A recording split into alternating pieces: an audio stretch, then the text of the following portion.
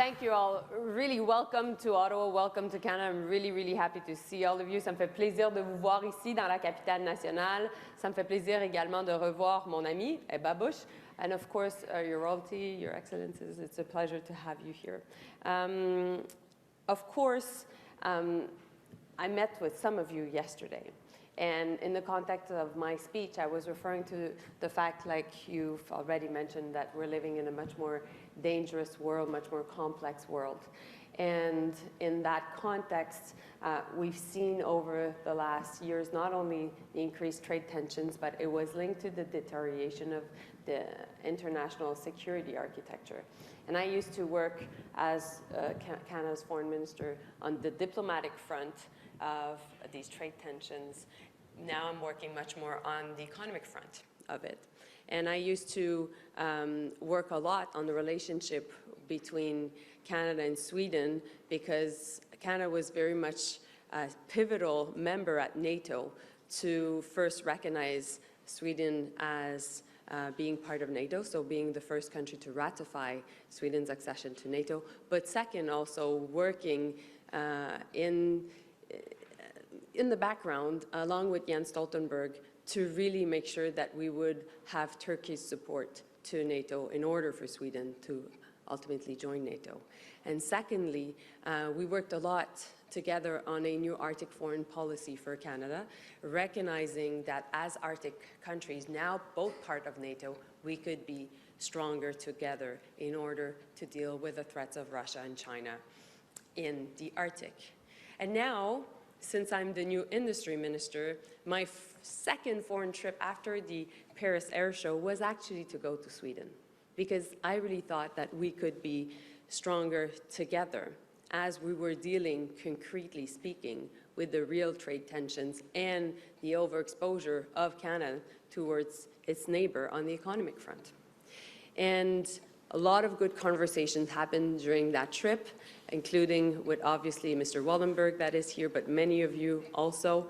And the goal is to further these conversations that we started back in August. And now, when you look at what Canada's vision and plan is our vision is to build Canada strong. We believe that there are lots of things we cannot control in the world right now, but there are a lot of things that we can control. And meanwhile, our plan is to protect, create, attract. Protect jobs that are affected by tariffs, create jobs, because we will have a new defense industrial strategy helping a lot the manufacturing sector, a lot the sectors in tech and AI. And also we have major projects, so investing in nuclear, investing in the clean grid, and I'll have the chance to talk about that as well.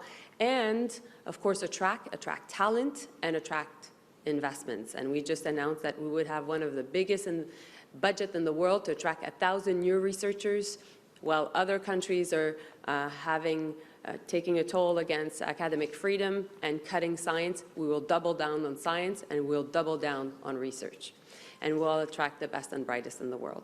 So based on that plan, it's great to see that, concretely speaking, while Ebba and I will be working on the diplomatic and economic infrastructure at the state level, that there are great business people that are able to work together, to trust each other, to develop networks and build on the strong foundation, but we could do even more together as a country, as a business community.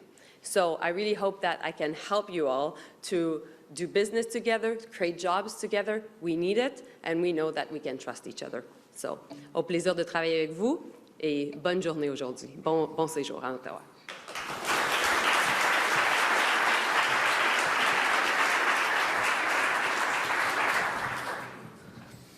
Thank you very much, and I'm having the great pleasure of inviting Ebba Busch up on stage as well. She is the Swedish Minister for Energy, Business and Industry, and on top of that, Deputy Prime Minister. Please welcome to stage.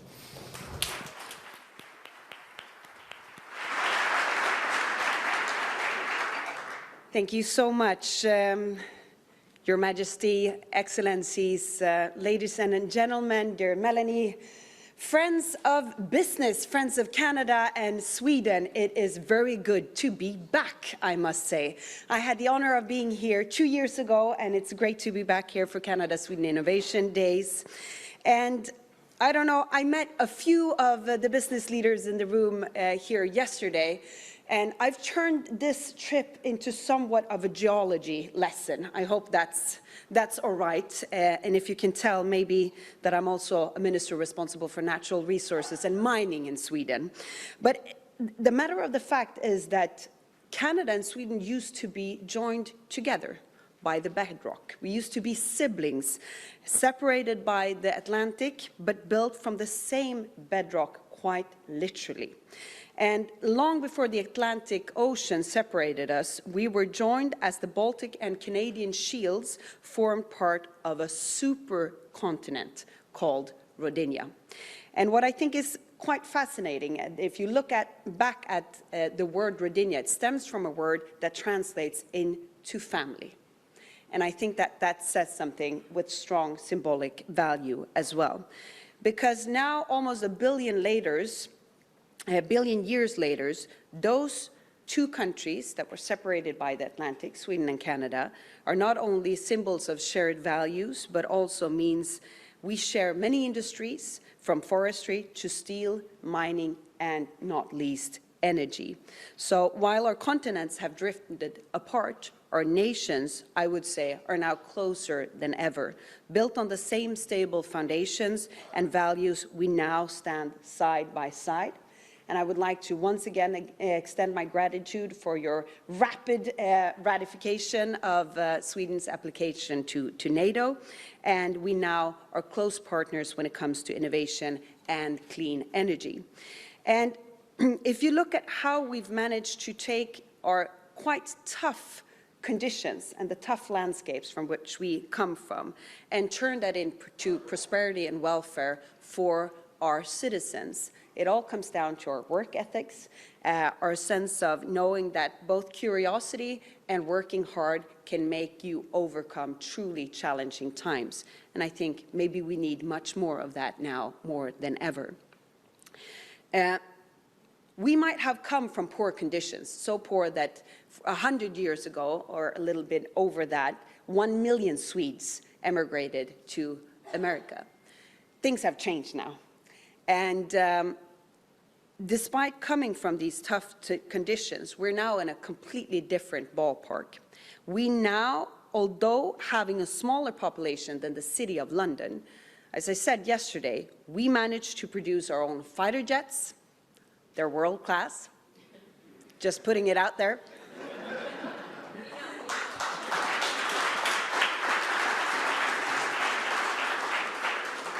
We managed to produce great submarines and AVAX aircrafts and launches satellites into space, some of them represented here today as well. And we do that not only because we're great as Swedes, but because we're picky with who we choose as partners. So it's not a coincidence that we're here in Canada. We believe in cooperation, and we don't manage to do all of this alone, but by partnering up. I have, for some weird reason, although I come from the political family of Konrad Adenauer, Robert Schuman, and Alcide de Gasperi, for some reason I have quoted Elvis Presley in many settings over the last few years. A little less conversation, a little more action, if you please. But yesterday on Canadian TV, I said that, and I don't know where I got this from, but I said that Sweden is now in Daft Punk mode. And what do I mean by that? We're ready to go harder, better, faster, stronger, and we'd like to do it with Canada. Thank you.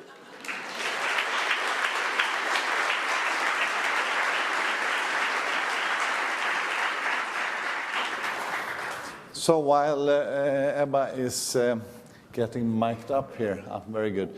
Now, are you in Daft Punk mode? yes, always. Maybe later tonight. Whatever the Deputy Prime Minister says, I am in that mood. See, that's why. It's so good to have you here. May I start off by kind of an almost political existential question? The Canadian academic and writer Naomi Klein once wrote that politics hates a vacuum. It is, if it isn't filled with hope, someone will fill it with fear. And in these times, I think a lot of people actually feel that it is a bit difficult to have a positive perspective on the future. How can you work now, and how can we work together to fill that space with hope and void that is filled with fear? Well, listen, I'm full of optimism today. I think, are we okay? That was a bad combination here. Yep, we're good? Okay. I think that Canada has gone through a lot in the past year. But I feel that there's a renewed sense of optimism, because there's a feeling that, and I was referring to it in my remarks, that we can control things. That, well, indeed, there's a lot to be anxious about. There are things that we can take decisions on that will make our lives better, and ultimately the future of our country and our kids and grandkids better. And today is just a good example. If you would have organized a delegation like this in the past 2-3 years, people would have been really, really happy to see you, because of course we love Swedes and we have so much in common. You talked about the weather, you talked about hockey, but we took our friends for granted, you know, that's what we did. And we thought that the rules as they were developed would be followed, and, you know, we would continue to do business. And bit by bit, geopolitics became more complicated. And, you know, oh, well, it's happening elsewhere in Europe, in the Middle East. We're in North America. That's not the case. And we felt protected by our geography. And, you know, not everybody will tell you, but that was a bit the ethos of our nation. Until what happened with the trade tensions in, you know, basically the rhetoric in the past months. And I think that was a reckoning that we needed to, there's an expression where I come from in Canada, which is Quebec, which is Francophone province. We call it maître chez nous, master of our own land, being able to be in charge of things. And while there's a lot of protectionism going on, we can continue to do free trade. We can do so, obviously, with Sweden, and you know, we have a powerhouse here with us. That's you, Ebba. We, you know, with the European Union, Canada is the only G7 country having so many free trade agreements. Well, the only the only country of the G7 having free trade agreements with every other G7 countries. So I think that we can just do things and not be scared of doing things. We can do business, be closer, create new networks, and this will have a huge impact in the next decades. But there's a rupture that happened over the past few months, and, you know, we're going ahead, and we're basically going to do things differently, and we will build our country strong, and we will do so with friends, you know, and great relationships that are trustworthy, like Sweden. One step is actually the signing of the strategic platform of collaboration ground that was signed yesterday by the Prime Ministers. And let me ask you, Ebba, how can we break that into kind of concrete actions? How do we go from the fancy words in the writing into what we actually do together? Well, you could help us out in this room, because it's not policymakers that create job opportunities and economic growth. We can set bad or good conditions for it, but ultimately it's you as business leaders, you're the ones that are the true job creators. And what we're trying to do here is pave way basically for you guys, and to create better business opportunities for you already starting this week. And I think a few of you in the room have met quite a lot of politicians. And you know, and you can hear now, we're good at talking. And sometimes we sign papers that bear a huge symbolic value. The strategic partnership with Canada is such a paper, but not only. This can truly be translated into very concrete steps and actions. I think one of the guarantees for this is both the leadership of Prime Minister Carney himself, but not least you, Mélanie, And Mélanie has already established her in a Swedish context as a doer. And I would, just to give you a political read on the partnership, it is extremely comprehensive. It is very, very well worked through in the way that it also then guarantees concrete outcome from it. In the energy sector, when it comes to forestry, when it comes to security and defense. And speaking to your point of hope, I have a lot of existential conversations now with my 2 children back at home, my 8-year-old and not least my 10-year-old. And he was actually asking me 2 years ago, when things were truly turbulent in many areas at the same time, he asks me, "Mommy, how do we know that things will get better?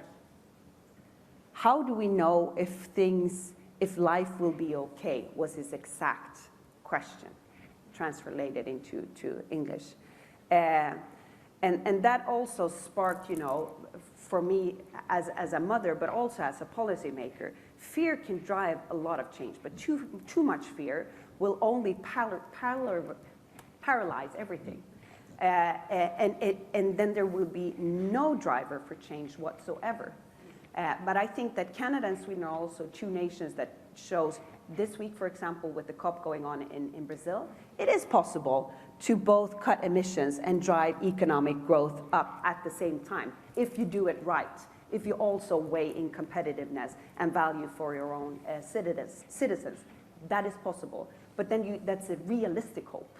And that's the type of hope that I think that the collaboration between Canada and Sweden can also pave way for. Yeah. Awesome. Thank you. We're getting long answers today. Yes, Yeah, that's it. And to be But true, that's I'm it. not surprised. But having said that, then now you spoke about the air fighters and the jet fighters, and one of the cornerstones, or one of the pillars in the strategic agreement is also defense and security. Now, what are the strategic advantages of actually collaborating in the field of security? Well, I think that because Sweden was not part of NATO for a long, long time, your neutrality was supported by a very strong military industrial complex, which in Canada, we really benefited a lot from the peace dividend, and we didn't invest enough in our armed forces for a long time. That's just a reality. Now, we said we would get to 2% and actually to 3.5%, 2% before the end of the year, and 3.5% and eventually 5%.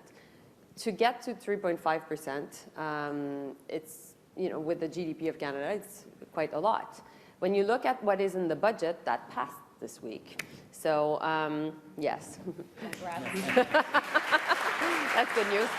So, when you look at it, it's $81 billion over 5 years. So that's $16.5 billion per year for the next 5 years. Our national daycare program is actually $6 billion per year. So it's 3 times pretty much the national daycare program. That's a lot of money. Of course, a lot of it will be given to, we've just given a 20% pay raise to our military. We will be investing in our different bases. We want to increase our footprint across our land, particularly in the Arctic. But a lot of it will be also about creating jobs. And we think we can create thousands of jobs through that investment. And our goal will be to build in Canada, to own the IP. But there are things that we cannot build because we just don't have the capacity.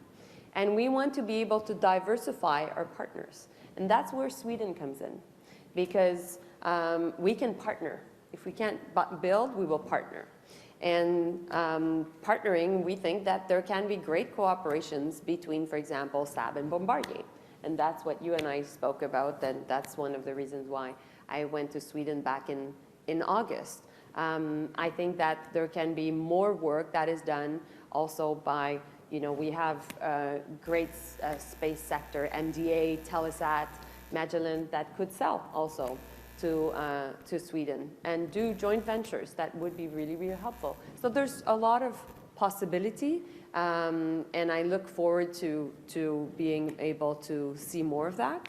Of course, we're very much interested in the offer by SAB over the Gripen and the creation of jobs in Canada and working together regarding Ukraine. But we need to have more details about it because we need to be able to, do the work, the analysis of how much we could benefit out of it. But we'll continue the conversations for sure.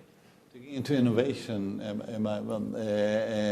now how can we also leverage each other's innovation strengths in this field? Yeah, and I'll combine those two questions and 3 points. First and foremost, Sweden we're doing our homework. We're now full-worthy NATO members, and mind you, we were one of the countries, even if you looked at non-members or full-worthy members, that participated in most NATO-led operations before we were NATO members. We're now doing our homework. So next year, with the budget that we have proposed for Parliament that will be voted on in December, we will reach 2.8% of our GDP for defense already next year, set to meet the 5% mark by 2030. We're doing our homework. The second part I'd like to point out is you'll meet some countries that sell their products by saying, and I'm not going to name any names, but we're the biggest, we're the best. And then you meet Sweden, and we say, we're smaller, but we're smarter. And I really mean that, because we're second in the world when it comes to innovation. And that also, you can also see that in our defense industry. So we have some truly high quality products. We know what we are selling, and we're trustworthy. If you make a deal with a Swede, then that will really, really last. The third and final remark is the proof is in the pudding, Look at Ukraine and what we've done there. And what our defense industry has done in Ukraine. We show that we can apply our technology for modern warfare. We're proving it today, this very day as we're speaking now in Ukraine. Do we have BAE in the room now, BAE Systems? Yeah, we do. Good to have you here. The way that they have worked with the Ukrainians fighting the fight for freedom and democracy and sovereignty of Europe on the front line shows that we can deliver fast adaptation for a defense industry that is hard to match for anyone else. And that is the way our innovative Swedish spirit also takes form in concrete action. Thanks. Great salesperson for Sweden. Indeed. The media are watching, I'm taking notes and learning. I thought that was my job, but you're doing it really, really good. Now, we have very short of time, but I feel it would be exactly. I would love to sit here with you another hour or two, but just very shortly, if you could reflect a little bit on the other kind of big theme here, the electrification, sustainability, climate change, before we need to wrap up. Yeah, and it's a very important part of what we're doing because we've presented a new legislation, which is C5. It's about making sure that we can fast track major projects. And in that context, we've created a major projects office. We have a new president. The Prime Minister at this point has announced 11 different projects, and a lot of them are about electrification. Actually, the majority of them are linked to having a clean grid and being able to invest even more in harnessing Canada as a energy superpower. Now, we're working also on nuclear. We have great can-dos to sell. To Sweden. We think that it's Canadian IP. We think that not only it's a Canadian supply chain, but also we're the second biggest producer of uranium in the world. So it's the entire supply chain, not only the manufacturing and energy sector, but also on the critical mineral side. And at the same time, we have lots of new energy projects, and we're such as wind, and we are looking for investors as well. So I think, when I was saying attracting more foreign direct investment, attracting investment, coming from Sweden would be great news. And I know that on our side, there are the Maple 8, there are great pension funds, and Brookfield, et cetera, are interested also investing in Sweden. So it's not only the job creation, the companies together, but also investors together. And that would make a lot of sense. As I know, Sweden is investing even more in particularly energy, but also nuclear in the coming weeks and months. And we're very, very ready to take on more Canadian money and investments in Sweden. We're more than happy to take it on because we're actually set on a wonderful journey, but it will be very challenging to double, to be able to meet a doubling of demand when it comes to electricity in Sweden. It is stable and competitive prices that has built Swedish welfare and prosperity, and we are now set to double that system. It is almost 100% fossil-free. We have 0.6% comes from fossil sources. The rest is hydropower, nuclear, and wind power. We have also showed that we have moved away from the battle of the power sources. We now welcome all fossil-free power sources. But if we are to transition our heavy industry, I need power 24/7, 365 days a year. I need baseload. Baseload is the prettiest word I know, especially if it's fossil-free, because it means that my heavy industry, such as the defense industry, such as our steel producers, can actually do that green transition, not as a fantasy, but as an economically competitive reality. And this is why we're looking for investments in Sweden in our grid system, AI, digitalization, battery and storage, of course, in the renewable sector, but also we just did a huge summit on Nordic-Baltic nuclear investment, because if you invest in Sweden, then that is a gateway to the whole Baltic Sea region, I would say, also when it comes to nuclear power. We're expecting our first new application for nuclear power plant by the end of this winter, and we'd love to take on yet another application, preferably for a large-scale conventional reactor, and we know that there are some good Canadian options for that. So